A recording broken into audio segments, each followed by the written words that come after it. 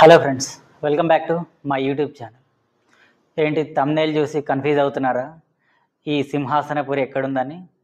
ఇది ఎక్కడో కాదు, మన పక్కనే కర్ణాటక రాష్ట్రంలో ఉన్న హాసన్. ఇక్కడ ఉన్న హాసనాంబ టెంపుల్ పేరు మీదనే సింహాసనపురి అని ఈ సిటీ ఏర్పడింది. తర్వాత అది హాసన్గా మార్చేశారు. సో ఈ హాసనాంబ టెంపుల్ ఎక్కడుంది, ఎట్లా రావాలి, అదంతా ఈ వీడియోలో చెప్తా. ఎక్కడ స్కిప్ చేయకుండా లాస్ట్ వరకు చూడండి. శ్రావణ బెళగోళ నుంచి హాసన్ రీచ్ అవ్వడానికి ట్రైనే బెస్ట్ చాయిస్. బస్సెస్లో కూడా వెళ్ళొచ్చు, అయితే చెన్నరాయపట్టణంలో వేరే బస్ చేంజ్ అయ్యి హాసన్ వెళ్ళాల్సి ఉంటుంది. ఆఫ్టర్నూన్ 2:40కి శ్రావణ బెళగోళ నుంచి హాసన్కి ట్రైన్ ఉంది. నేను హాసన్ రీచ్ అయ్యేసరికి ఈవినింగ్ 4:30 అయింది. ఇమీడియట్గా రూమ్ చెక్ఇన్ చేసి దర్శనానికి అయితే వెళ్ళిపోయాను. నేను తీసుకున్న హోటల్ అక్షయ రెసిడెన్సీ. ఇది నాకు 700 రూపీస్ పడింది. ఇక్కడ కనిపించేదే హాసనాంబ టెంపుల్. నేను టెంపుల్కి వెళ్ళేసరికి ఈవినింగ్ 5:30 అయింది.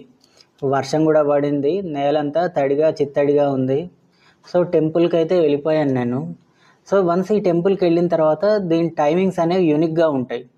ఈవినింగ్ 7 o'clockకి ఈ టెంపుల్ ఓపెన్ చేస్తారు. ఈ టెంపుల్ కూడా 2 భాగాలుగా ఉంటుంది. ఒకటి సిద్ధేశ్వర స్వామి టెంపుల్, ఇంకోటి హాసనాంబ టెంపుల్.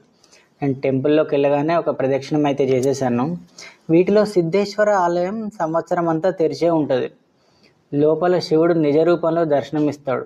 జనరల్గా శివాలయం ఏదైనా శివలింగం మాత్రమే ఉంటుంది, కానీ ఈ టెంపుల్ విశిష్టత ఏంటంటే ఇక్కడ శివుడు నిజ రూపంలో దర్శనమిస్తాడు, అది కూడా అర్జునుడికి పాశుపతాస్త్రం ఇస్తున్నట్లుగా.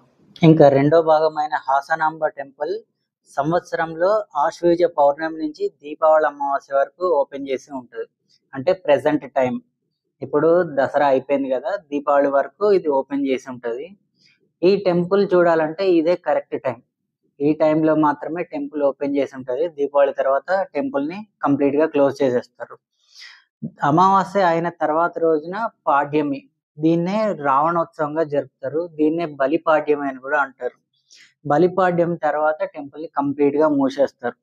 టెంపుల్ లోపల మూసేసేటప్పుడు ఒక నీతి దీపం వెలిగించి పువ్వులు, నీరు, 2 సంచుల బియ్యము నైవేద్యంగా సమర్పిస్తారు.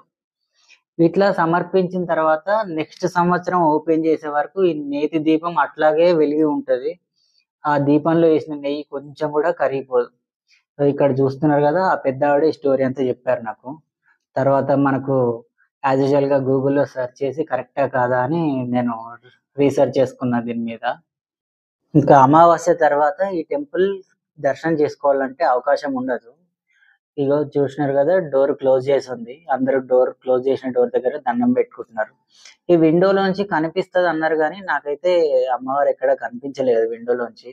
జస్ట్ కనిపిస్తారని ఫీల్ అయ్యి దర్శనం చేసుకుని వెళ్ళిపోవాలంతే. మనకు ప్రత్యేక ప్రైవేట్ దర్శనం టికెట్ కాస్ట్ ఎంత ఉంటుంది? తిరుపతిలో ఎక్కువలో ఎక్కువ 300 రూపీస్ ఉంటుంది కదా. ఈ 15 డేస్లో ఈ టెంపుల్ దర్శనం చేసుకోవడానికి 1000 రూపీస్ స్పెషల్ ఎంట్రీ దర్శనం ఉంటుంది. పెద్ద పెద్ద విఐపీలు ప్రోటోకాల్ బ్రేక్ చేసుకొని రావాల్సి ఉంటుంది. సో వాళ్ళకు కూడా దర్శనం అవ్వడం చాలా కష్టం అని ఇక్కడ ఉన్న వాళ్ళు చెప్పారు. ఇంకోటి అసాధారణ విషయం ఏంటంటే ఇక్కడ అబ్నార్మల్ ఇమేజ్ ఒకటి ఉంది.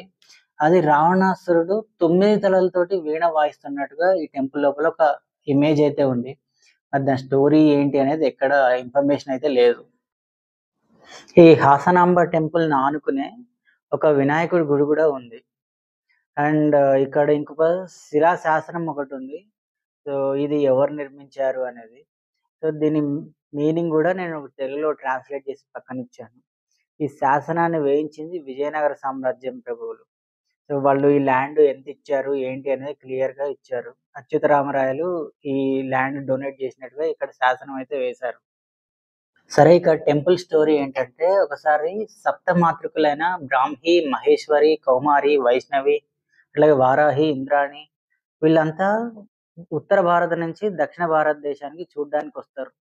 అప్పుడు హాసన్ చుట్టుపక్కల ఉన్న నేచర్ అంతా వాళ్ళని అట్రాక్ట్ చేసి ఇక్కడే ఉండిపోదామని డిసైడ్ అవుతారు. అప్పుడు ఈ టెంపుల్లో ఉన్న పుట్ట లోపల బ్రాహ్మి, మహేశ్వరి, వారాహి ఇక్కడే ఉండిపోయి భక్తులను అనుగ్రహిద్దామని డిసైడ్ అవుతారు. ఆ తర్వాత మహేశ్వరి, కౌమారి వేరే చోట హౌస్పేట్లో ఉండి భక్తులను అనుగ్రహించడానికి డిసైడ్ అవుతారు. సో అట్లా భక్తులని అనుగ్రహించడానికి వీళ్ళు ఒక పర్టిక్యులర్ టైం డిసైడ్ అవుతారు. అది కూడా ఆశ్వయుజ మాసం. దసరా అమ్మవారికి చాలా ఫేమస్ కదా! చాలా ఇష్టం కదా! దసరా నుంచి దీపావళి మధ్యలో మాత్రమే భక్తులకు దర్శనం ఇచ్చి తర్వాత వాళ్ళు సెపరేట్‌గా, ప్రైవేట్‌గా ఉందామని డిసైడ్ అవుతారు. అందువల్ల ఈ టెంపుల్‌ని మనకు కేవలం దసరా నుంచి దీపావళి మధ్య మాత్రమే ఓపెన్ చేసి ఉంచుతారు. ఫ్రెండ్స్, ఇప్పుడే హాసనాంబ టెంపుల్ చూసొచ్చా. చూడ్డానికి చిన్న టెంపులే కానీ చాలా పవర్‌ఫుల్ టెంపుల్. సో, ఈ వీడియో మీకు నచ్చిందనే అనుకుంటున్నా. ఈ వీడియో మీకు నచ్చితే లైక్ చేయండి, షేర్ చేయండి, అట్లాగే సబ్స్క్రైబ్ చేయండి. పక్కనే ఉన్న బెల్ ఐకాన్ కూడా క్లిక్ చేయండి.